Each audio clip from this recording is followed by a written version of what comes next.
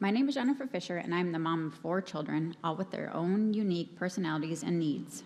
Our third child, Owen, just happens to have LGS to add to his unique needs. Their journey with LGS has not been easy, and there are 4 items that would help others along this path have an easier time. They are items that I believe are in the realm of healthcare practices that can be fixed.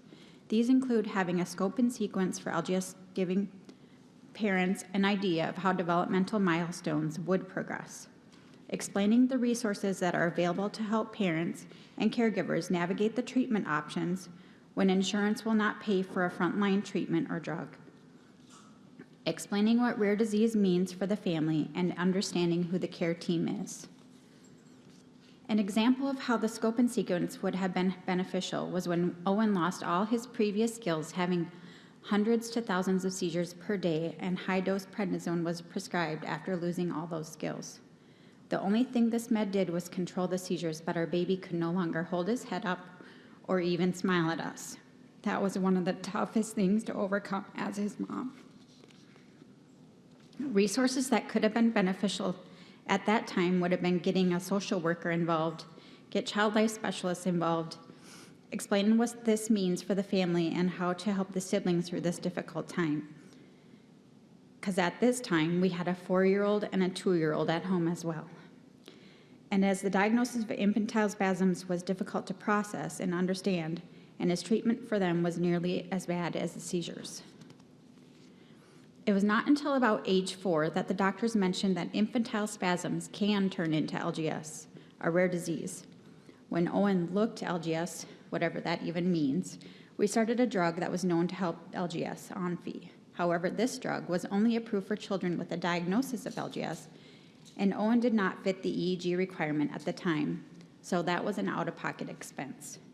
We were never talked to by a social worker and anyone in the hospital setting about the outside resources available for these drugs that are needed, but not approved unless you have a specific diagnosis.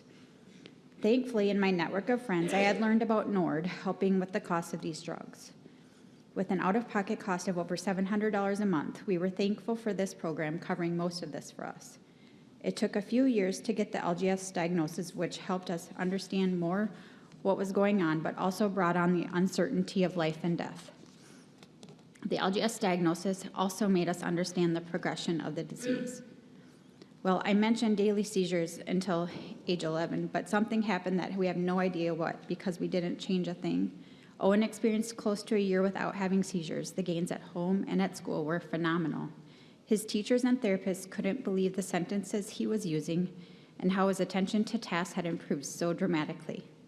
I was so excited to hear about his day each day and to have him tell us the stories that happened at school.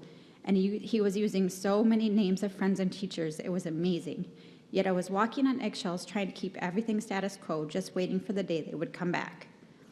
I did try and enjoy all the moments, and for the first time sat by the side of the pool and watched him swim across racing his sister, with a life jacket, of course. But when they did come back, it was so much worse. He was so used to being able to do some things more independently, and he was nearly a teenager, so he did not appreciate his mom following him into the bathroom once again.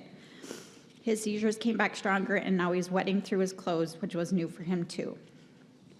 The amount of appointments that would be needed, the specialists and therapies that needed to be scheduled, and the inability to even work part-time. Understanding what the rare disease of LGS means and who the healthcare team actually was and what everyone needs because of the LGS diagnosis would have been beneficial to all of our family. The struggles Owen's siblings have may have been less had I known I needed to get them into therapy. They seemed fine until they weren't.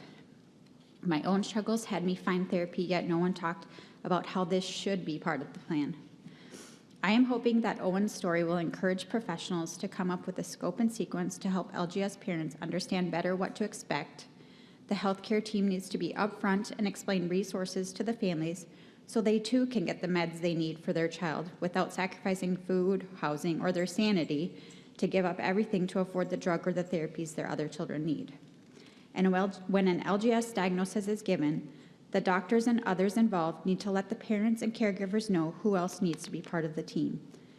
and complex care should be involved immediately to lessen the burden on the family to get the appointments they need.